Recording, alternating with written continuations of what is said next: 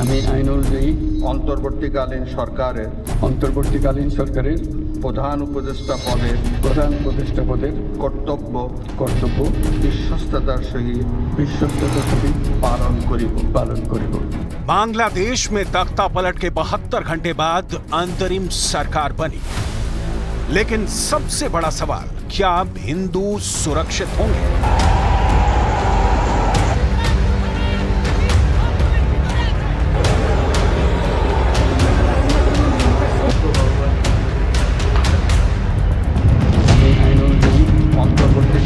Nobel पुरस्कार विजेता मोहम्मद यूनुस के नेतृत्व में नई सरकार ने कमान संभाली, लेकिन सवाल फिर वही, क्या अब हिंदुओं पर हमले रोकेंगे?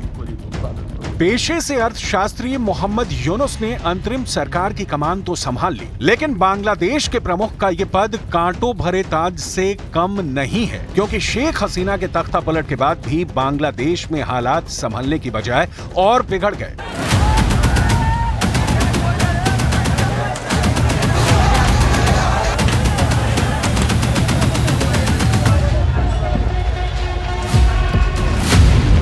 हिंदुओं पर हमले हो रहे हैं, मंदिरों पर हमले हो रहे हैं, पूर्व सेना अधिकारियों के घरों को जलाया जा रहा है, आंदोलन के नाम पर अब भी लूट हो रही है।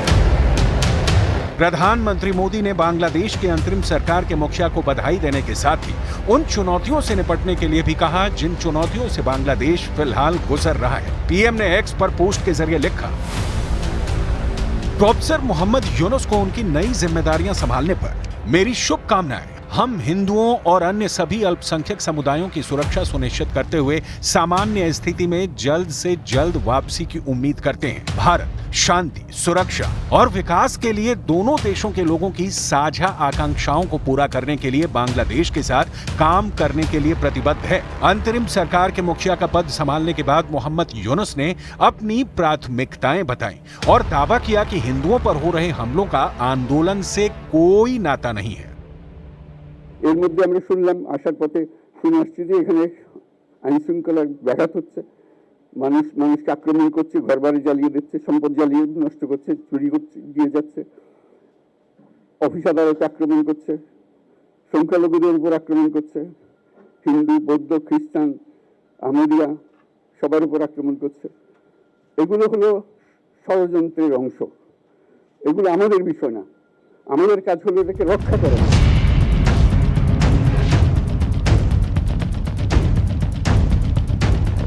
मोहम्मद यूनुस चाहे जो दावा करें, हिंदुओं पर हमले के पीछे की वजह चाहे जो गिनाए, लेकिन सच ये है कि फिलहाल बांग्लादेश में हिंदू सुरक्षित नहीं है और हिंदुओं की सुरक्षा का जिम्मा देश की सरकार के ऊपर है। लेकिन फिलहाल हालात क्या हैं, अब जरा वो देखिए।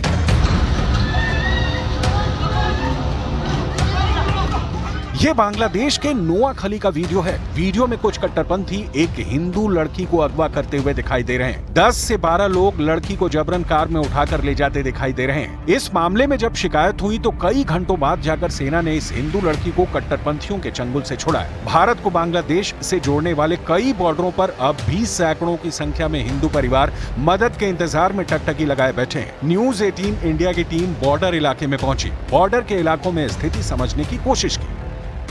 बांग्लादेश में किस तरीके से तनाव जारी है, इन सब के बीच में न्यूज 18 इंडिया, देश का ऐसा पहला चैनल जो आपको लेकर आया है उस नदी के किनारे जो नदी भारत और बांग्लादेश की सीमा को बांटती है, यानी कि पद्मा नदी है। और मेरी मौजूदगी देखिए उसी पद्मा नदी में है।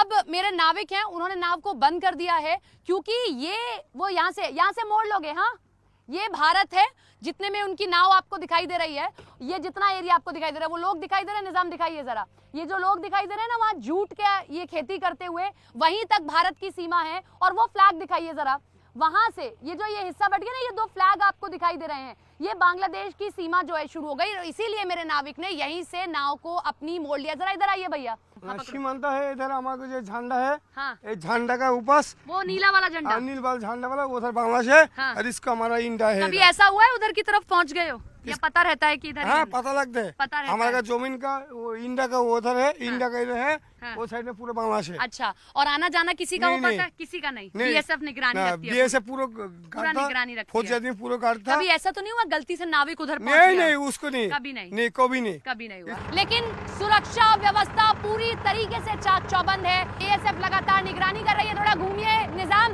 और अगर बीएसएफ का वो पॉइंट दिखा पाएंगे तो दिखाइए जरा। वो बीएसएफ का पॉइंट है और वो सारी हमारी नाव है। देखिए ये सारी की सारी हमारी नाव है जिन पर आप भारत का झंडा देख पा रहे होंगे, और ये अब मैं भारत की तरफ बढ़ रही हूँ। बांग्लादेश में क्राइसिस के बीच जो छात्र वापस हिंदुस्तान लौटे हैं उनसे सुनिए कि फिलहाल बांग्लादेश के शहरों में क्या हालात हैं। कि वहाँ पर नेटवर्क शट डाउन कर दिया था, पेरेंट्स से कोई कांटेक्ट नहीं कर पा रहे थे, बात नहीं हो पा रही थी। कब आई हम? वहाँ से हम 23 को निकले थे, 25 को हम वापस मतलब अपने घर आ गए थे। बांग्लादेश में चुनौती बड़ी है, सरकार पर जिम्मेदारी बड़ी है, लिहाजा अब अंतरिम सरकार से उम्मीद यही है कि हालात जल्द ही सामान्य होंगे।